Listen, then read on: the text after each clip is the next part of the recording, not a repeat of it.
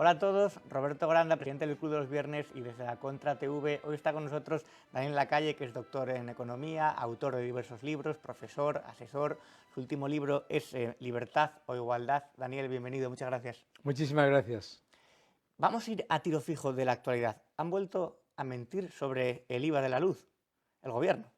Para no variar, ¿no?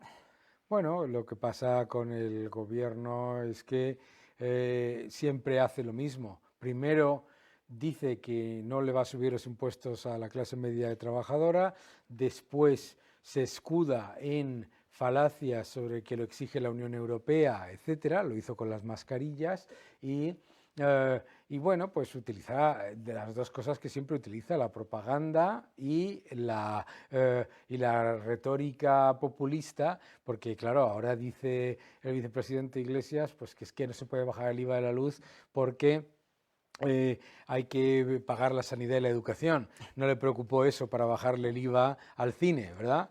O sea que, bueno, pues lo que estamos acostumbrados.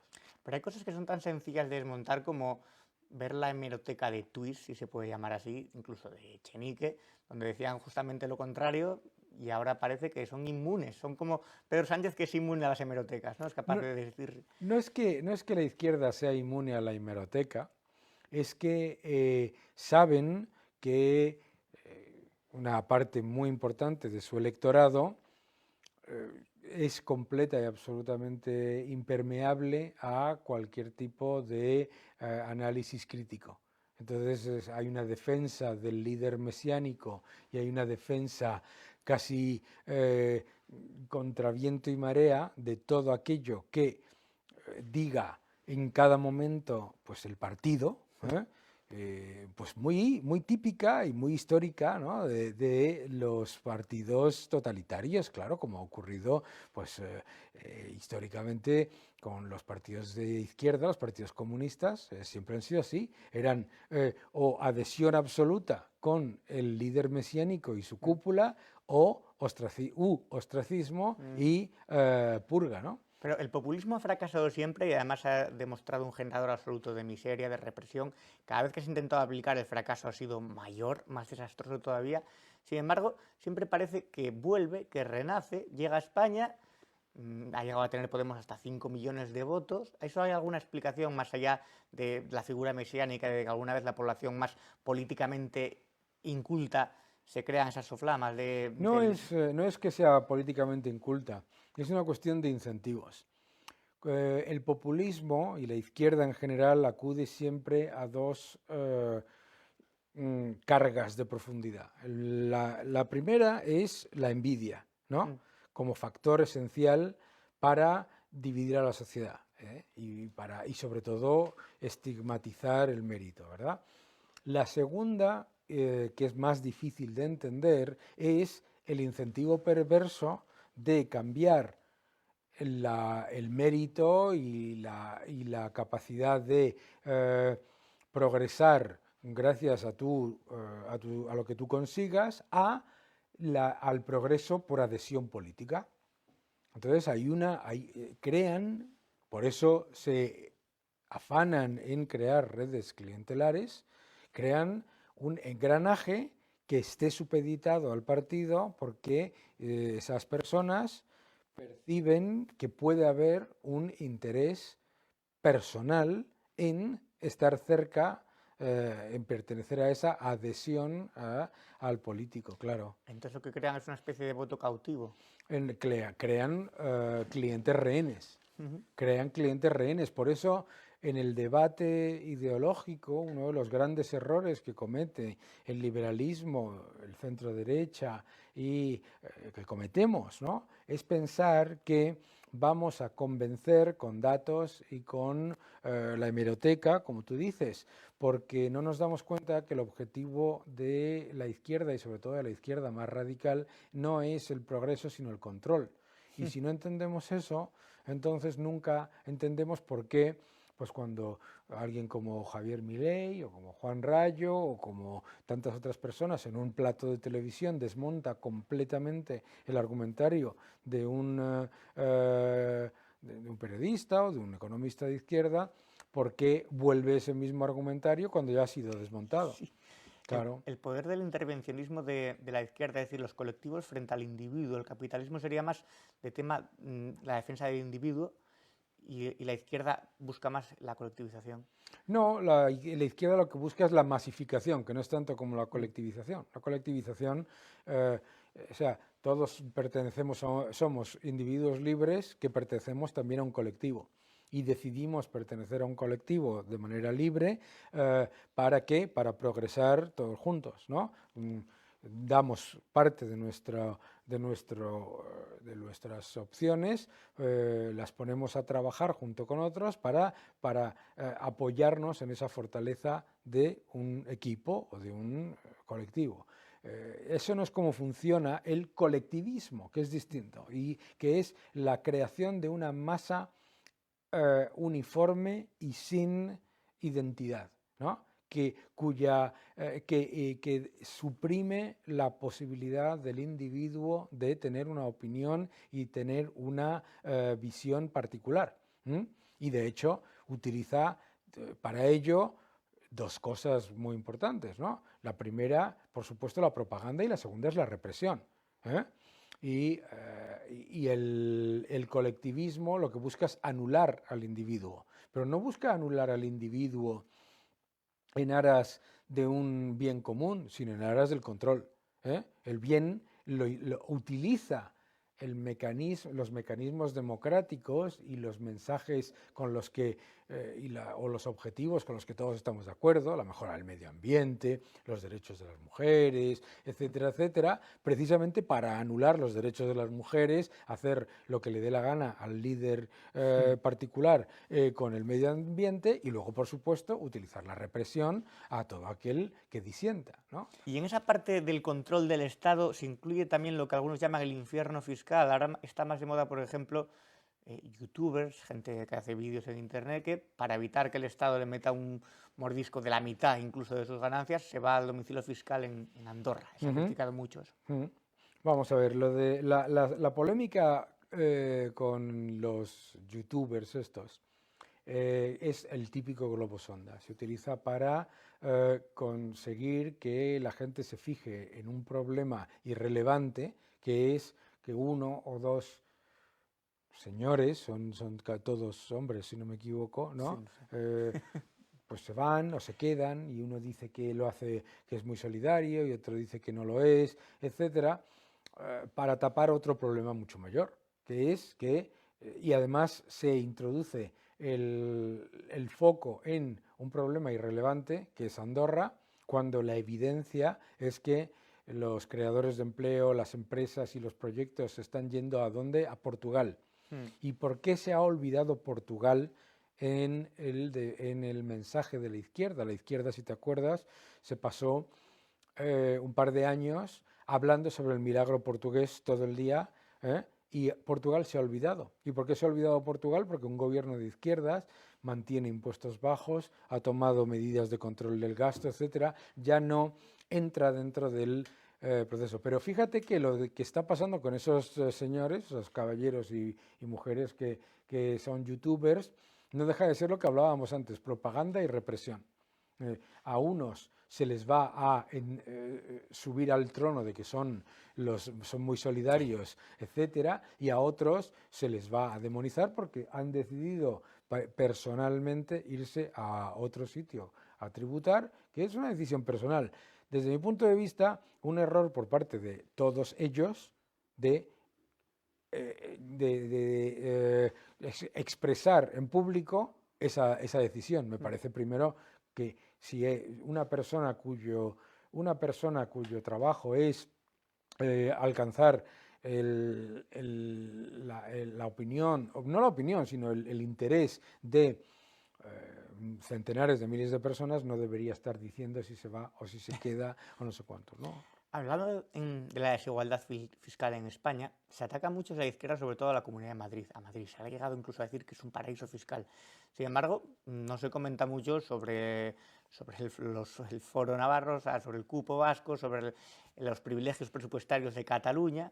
Porque el objetivo, volvemos a lo de siempre. Si es que fíjate qué fácil es cuando te das cuenta que el objetivo no es el progreso, sino el control, es el momento en el que te das cuenta por qué esas incongruencias, esas hipocresías que tú estás perfectamente analizando, pues son total y absolutamente normales, claro, claro, y no tienen el más mínimo problema en aceptar, por ejemplo, que de hecho lo querían proponer pues unos beneficios fiscales espectaculares para los sectores que les interesan, ¿no? No tiene ningún problema en criticar el IVA de las peluquerías y en bajarle el IVA al cine, pero no te bajan el IVA de la luz. Entonces, claro, pues, y lo mismo ocurre con el tema de Madrid. El objetivo es el control, y como el objetivo es tomar una comunidad autónoma en la que no son capaces de ganar las elecciones ni de suerte, pues entonces, ¿qué es lo que hacen? Atacar a Madrid y ya está. Y eso es, ese es el modus operandi siempre, pero en todos los sitios, absolutamente en todos los sitios. Entonces, nuestro, lo que nosotros tenemos que darnos cuenta es que estamos tratando con personas cuyo objetivo no es que a España le vaya tan bien como a Madrid, sino que a España le vaya todo lo mal que le tenga que ir mientras ellos manden.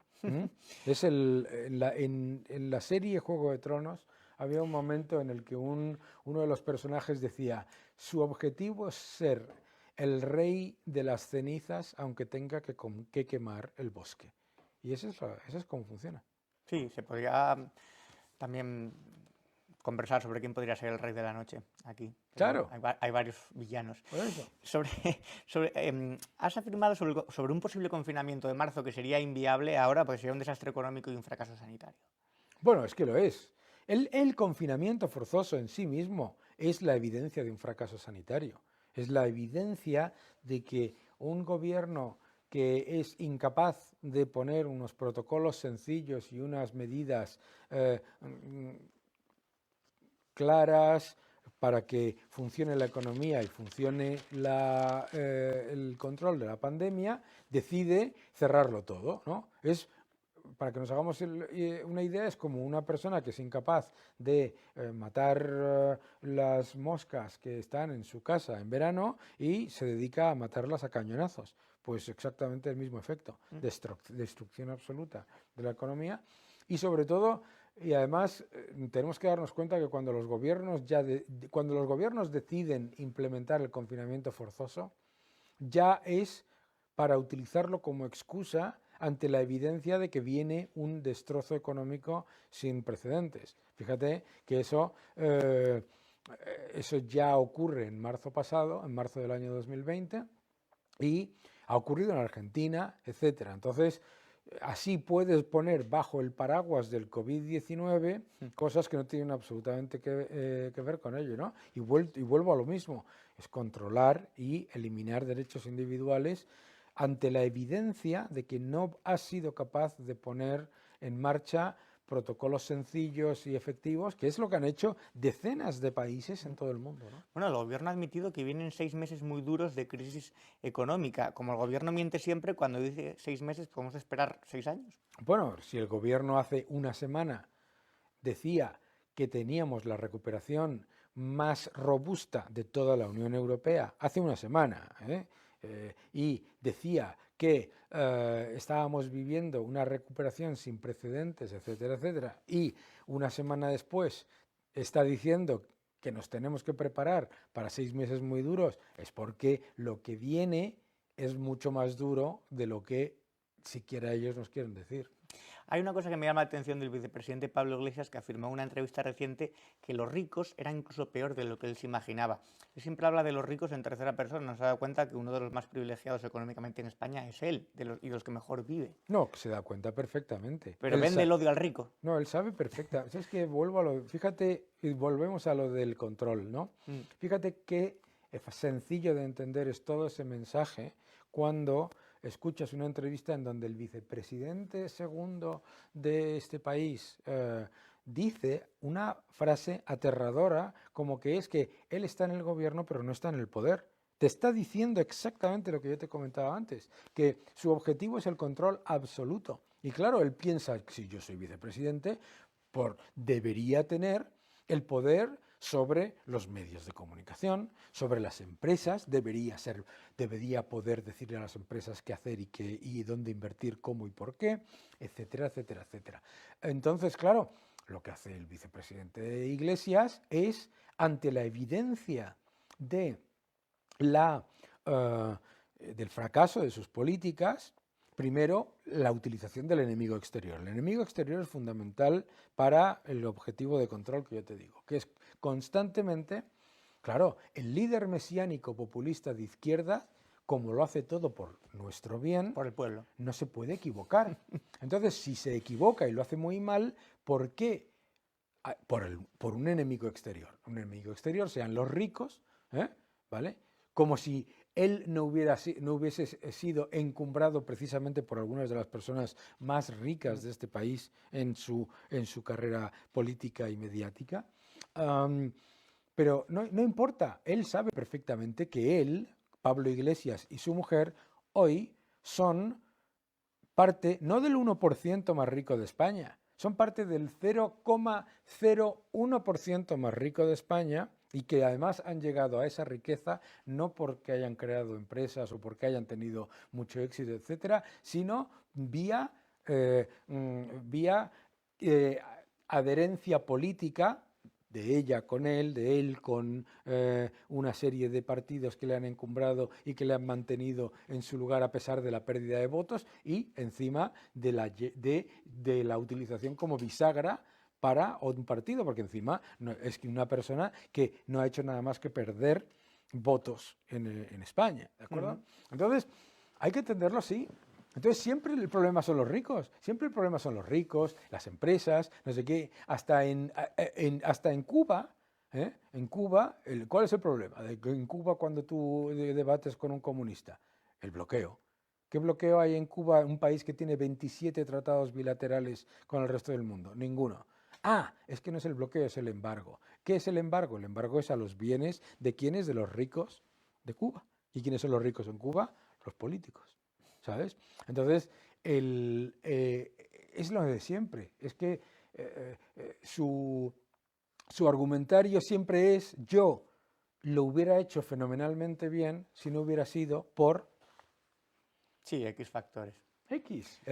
Fíjate, cuando no es Merkel, es cuando ahora que la Unión Europea nos está dopando vía política monetaria, ahora Merkel no es el problema, entonces son los ricos que le han encumbrado a él, las empresas que han estado con una actitud absolutamente, no solamente diplomática, sino incluso apoyando al gobierno. Ahora las empresas también son malas.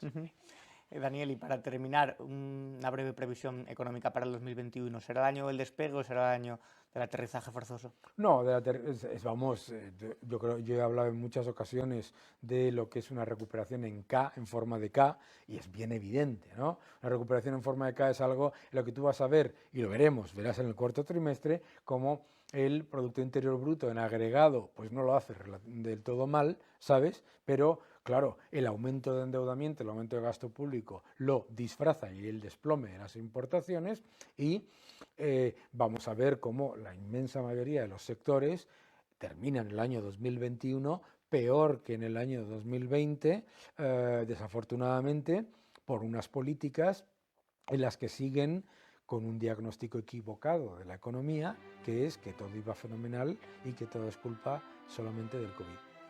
Pues Daniel Lacalle, doctor en Economía y uno de los profesores liberales más importantes y mediáticos de este país, muchas gracias por estar para el Club de los Viernes. Muchas gracias a vosotros. Un abrazo.